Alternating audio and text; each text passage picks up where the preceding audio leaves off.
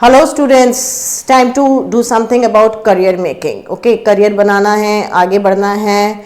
और जैसे हमारी रिक्रूटमेंट्स की बात कर रहे हैं तो हम आज बात करेंगे रेलवे रिक्रूटमेंट्स की। पर उससे पहले मैं आपको एक चीज़ बताना चाहती हूँ which is going to come as a good news for the people of Kota Rajasthan basically, that now we are coming offline. We are coming offline for the coming session. हम लोग ऑफलाइन आ रहे हैं और हमारा जो ऑफलाइन लोकेशन है that is in the heart of the city.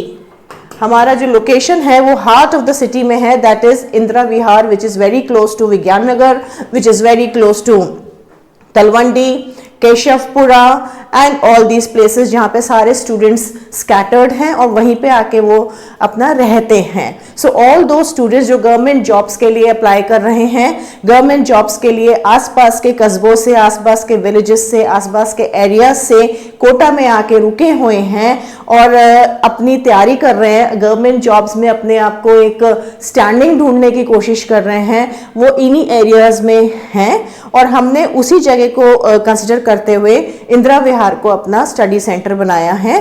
The address I am writing here is B172 Indira Vihar. So जो हमारा एड्रेस है that is B172 Indira Vihar. Okay, it is very close to Talwandi near Global Public School. So all those who want to join our batches, हमारे batches start होने वाले हैं, हमारे admissions शुरू हो गई हैं, फॉर्म्स फिल होने लग गए हैं और हम बहुत जल्दी ऑफलाइन मोड पे आ रहे हैं for all the competitive exams. Okay, it's not that we are just focusing on English only, we are focusing on other subjects also. Okay, so but English is going to be our prime concern. So आप लोगों को जिनको offline आना है वो इस address पे आ सकते हैं। Let us start with railway recruitment. Railway recruitment board RRB exams के बारे में थोड़ी सी बात करते हैं, बिकॉज ये थ्रू द ईयर चलते रहते हैं, पूरा साल इनके रिक्रूटमेंट्स निकलती रहती हैं, वैकेंसीज निकलती रहती हैं, फॉर्म्स आते रहते हैं, आपने इनको देखना है। हमारा जो RRB है, रेलवे रिक्रूटमेंट बोर्ड है, वो 2026 में जो एग्जाम्स करवा रहा है, एक RRB NTPC का होता है, दूसरा होता है JE ALP technicians and group D। Basically technicians और ग्रुप डी के लिए जो है ये मीन्स टेक्निकल और नॉन टेक्निकल दोनों के लिए ये लोग एग्जाम्स कंडक्ट कराते हैं। और इन सब एग्जाम्स के अंदर जनरल इंग्लिश एक मैंडेटरी सब्जेक्ट है, पूरा का पूरा MCQ आता है, CBT होता है, ये कंप्यूटर बेस्ड टेस्ट होता है, कहीं पे CBT स्टेज 1 होता है तो कहीं पे CBT स्टेज 2 होता है। ओके, सो इसमें ऑलरेडी लिख दिया गया है कि इसके अंदर आपका CBT है। Expect notifications. अब इनकी नोटिफिकेशंस कब आती हैं? ये बात है कि अब कई जगह तो बहुत स्पेसिफिकली लिखा होता है कि इनकी नोटिफिकेशंस इस मंथ में आती हैं, सितंबर के मंथ में आती हैं, जुलाई के मंथ में आती हैं। किस जगह पे ऐसा नहीं है, रेलवेज की तो आती ही रहती हैं। Okay, through out the year, पूरा साल वो आती रहती हैं, तो आपने अपने आप को अपडेटेड रखना है। हम तो रखेंगे ही आपको, हम तो आए दिन आपको बताते रहेंगे कि ये वाली डेट निकल रही है, इस एग्जाम्स का निकल रहा है, आप फॉर्म फिलिंग करिए। ओके, पर आपको भी अपने आप को देखना है, जितनी भी मेजर रिक्रूटमेंट ड्राइव्स हैं, स्पेशली टेक्निकल वाली में बहुत ज़्यादा आपका जिसे कहते हैं थोड़ा सा क्वेश्चन पेपर बहुत डिफिकल्ट भी होता है, मेरिट बहुत हाई जाती है इसके अंदर। सो आपने इसको देखना है। जो आपके टेक्निकल होते हैं वो ALP टेक्निकल एंड JE होते हैं, NTPC और ग्रुप डी मीन्स आपका जो लोअर कैडर होता है, इसके लिए आपके डिफरेंट क्वार्टर्स में होती हैं, मीन्स 3-3, 4-4 महीने के गैप्स के अंदर होती हैं ये। नाउ इसके बाद हमारा नेक्स्ट आ रहा है की एग्जाम्स इन इंग्लिश इंक्लूजन। कौन से मेजर एग्जाम्स होते हैं? ओके, फर्स्ट मेजर एग्जाम होता है RRB NTPC। ओके, NTPC का एग्जाम होता है, RRB का बहुत इंपॉर्टेंट है। Okay, non technical popular categories.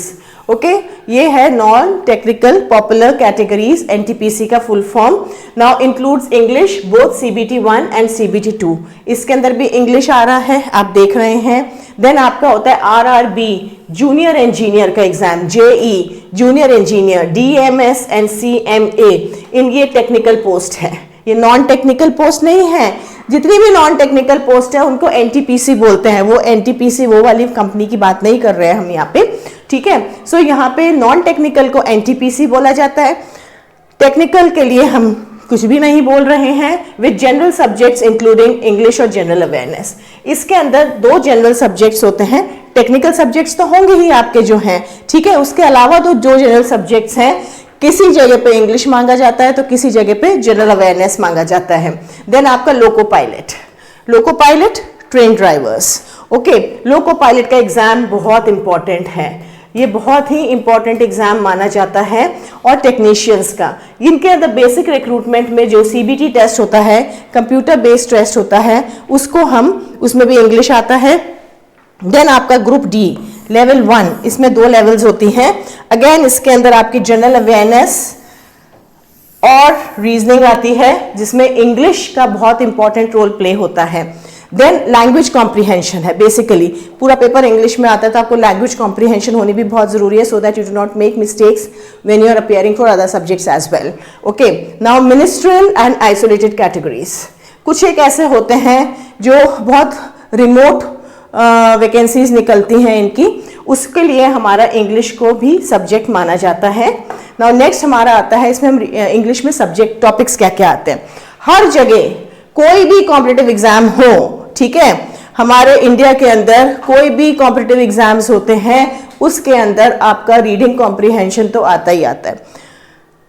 उसकी कैटेगरीज डिफर कर जाती हैं, उसमें वेरिएशंस आ जाती हैं थोड़ी सी, कहीं पे बहुत छोटे छोटे एक्सट्रैक्ट्स आते हैं, कहीं पे बहुत लॉन्ग एक्सट्रैक्ट्स आते हैं, बट एक्सट्रैक्ट्स सब तरफ आते हैं, चाहे आप एक क्लैरिकल लेवल का एग्जाम दे रहे हैं या आप एमबीए लेवल का एग्जाम दे रहे हैं, हर जगह आपको कॉम्प्रीहेंशन आता ही आता है।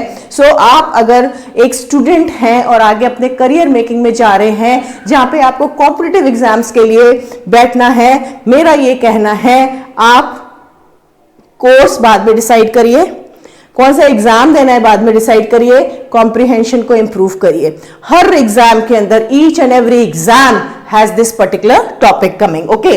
सो इसके अंदर रीडिंग कॉम्प्रीहेंशन है, 2-3 तरह के आते हैं, कई बार तो सिर्फ आपके स्ट्रेट क्वेश्चंस आ जाते हैं, स्ट्रेट एमसीक्यूज आ जाते हैं, कई जगह ट्रिकी आते हैं, कई जगह आपको जिसे कहते हैं ना असर्शन और रीजनिंग के आ जाते हैं, और कई जगह आपको मल्टीपल ऑप्शंस के आ जाते हैं। सो आपको हर चीज में अपने आप को करना है। मल्टीपल ऑप्शंस में जैसे आपके इसमें आपके थीम क्या है पैसेज की, किस टोन में दिया है, टोन का मतलब होता है ये अग्रेसिव है या इसके अंदर सरकास्टिक है, किस तरह की टोन है, मींस जो पैसेज है वो किस तरह की टोन को रिफ्लेक्ट कर रहा है, whether the passage is about, जो भी सेंट्रल थीम है वो अग्रेशन शो कर रही है, वो सेंट्रल थीम कहीं ऐसा तो नहीं कि वो सेंट्रल थीम आपके सरकाज़म शो कर रही है, ह्यूमर भी हो सकता है, इंटरप्रेटिव भी हो सकता है। सो कौन सी टोन है वो इसके अंदर रिफ्लेक्ट हो करती है। वोकैबुलरी तो ऑफ कोर्स आती ही आती है, पर हाँ अनसीन पैसेजेस के अंदर या रीडिंग कॉम्प्रीहेंशंस के अंदर मेजरली जो वोकैबुलरी आती है वो या तो सिनोनिम्स की आती है या वो एंटोनिम्स की आती है। Is that clear? बाकी आपके वन वर्ड सब्स्टिट्यूशन, आपके फ्रेजल वर्ब्स थोड़े बहुत आते हैं, ओके। या आप ये बोल लो कि इडियम्स एंड फ्रेजेस रेयरली आते हैं कॉम्प्रीहेंशन के अंदर। देन आपके फैक्ट्स वर्सेस ओपिनियन, ये आपके वही आ जाते हैं, मैंने बोला ना आपके असर्शन और रीजनिंग वाले क्वेश्चंस आ जाते हैं। देन आपका आता है इन्फ्रेंस बेस्ड क्वेश्चन, मीन्स आप इस बार इस स्टेटमेंट से क्या इन्फ्रेंस निकल रहा है, क्या मतलब निकल रहा है, क्या तात्पर्य निकल, मीन्स अनसीन पैसेजेस जो होते हैं ना ये बहुत वेरीड होते हैं, बहुत ज्यादा वेरीड और बहुत वास्ट होते हैं। कई लोग सोचते हैं बस इसमें तो कॉपी पेस्ट करना है, एक्सट्रैक्ट पिक करो और लिख दो, वो बहुत आउटडेटेड हो गया है, वो बहुत ऑब्सोलीट हो गया है, अब ऐसा नहीं होता है, ओके। नाउ नेक्स्ट आ जाता है ग्रामर। मैंने अभी आपके रीडिंग कॉम्प्रीहेंशन किया, फर्स्ट चीज आती है रीडिंग जो मैं आपसे डिस्कस कर चुकी हूं, सेकंड आता है आपका ग्रामर। ग्रामर का आगे तो मतलब सब कुछ ही आना है आपको, each and everything you have to study come what may, तो उसमें एरर स्पॉटिंग आ जाती है। अब एरर स्पॉटिंग कैसे आती है, एक कंप्लीट सेंटेंस दिया जाता है, उस सेंटेंस को आप 4 पार्ट्स में डिवाइड कर देते हो, 1 part has an error in that, okay. Suppose you said हमारा है Ram is sat on the chair for तो छोड़ो, for नहीं डालेंगे हम एक जगह एरर दे चुके हैं, chair,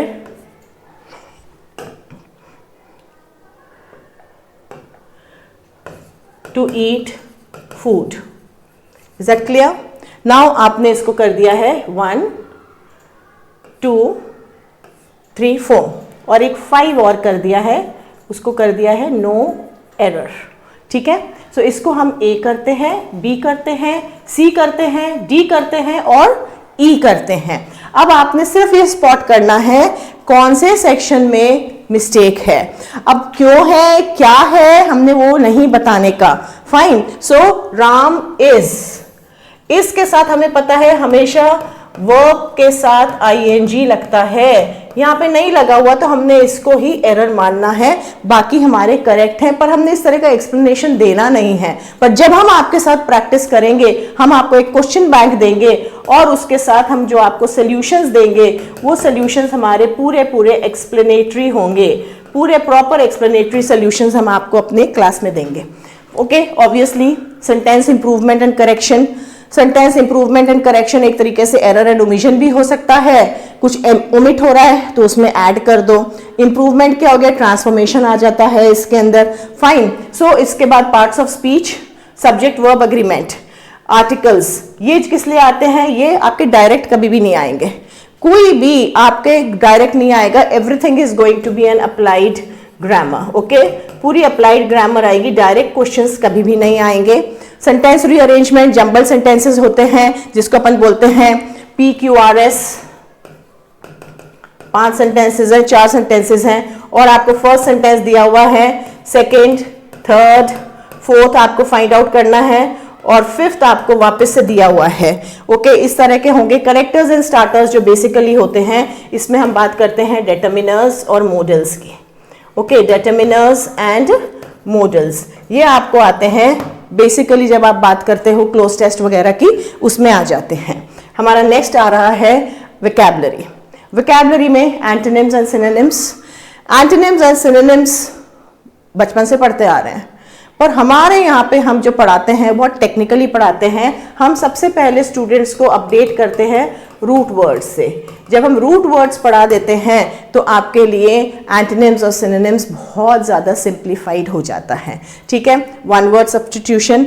ओके, हिंदी में वन वर्ड सब्स्टिट्यूशन को क्या बोलते हैं, अनेक शब्दों का एक शब्द. ओके, जैसे हिज और you can his wife died. So what are you going to write? He is a widower. Widower, a person whose wife is dead. Fine. Idioms and phrases, मैं आपको पहले भी बहुत सारी exercises करा सकी हूँ. I think we have done almost 7 sets of idioms and phrases and we'll continue with more. Okay. Spelling errors. This is again a very very important part और ये बहुत मेजर रोल प्ले करता है और majorly हर exams के अंदर आता है स्पेलिंग एरर्स डिटेक्शन को. ओके, आपकी गलत स्पेलिंग्स को डिटेक्ट करो. 4 स्पेलिंग्स दी हुई हैं सिमिलर. ओके, 2 तरह के आते हैं इसमें, टाइप 1 आता है और टाइप 2 आता है. इसके अंदर same spelling, single same spelling, similar spelling है और सॉरी आई शुड रादर से सिमिलर सेम वर्ड है. Okay, same word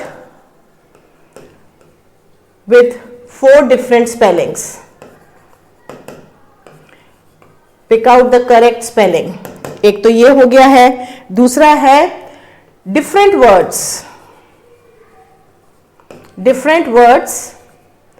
and one of them has a wrong spelling. Okay, with 1 incorrect spelling.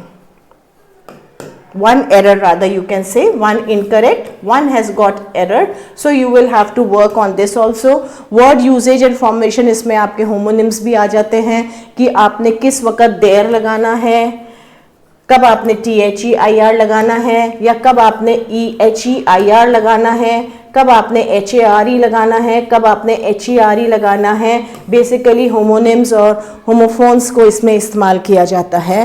पैरानिम्स भी इसी के अंदर आ जाते हैं. So this is what we have here and the next thing that we are doing is verbal ability. इसमें आपके fill in the blanks आते हैं, इसमें पूरा डायरेक्ट आ जाता है. This is direct. Verbal ability, fill in the blanks दो तरह के आते हैं। It can be single and double, means एक ही सेंटेंस है, पैराग्राफ भी होता है कई बार, और कई बार सिंगल सेंटेंस होता है। Single sentence has got two blanks and sometimes single blank only. Okay, so this is what we have to do. Railways का एग्जाम आ रहे हैं, रेलवेज के एग्जाम बहुत ज़्यादा जॉब सिक्योरिटी वाले होते हैं। It has got it is very important for the students also.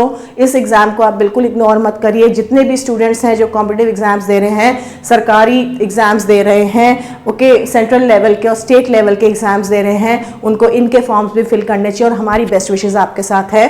Thank you so much. Visit us at B172 Indira Vihar, Kota.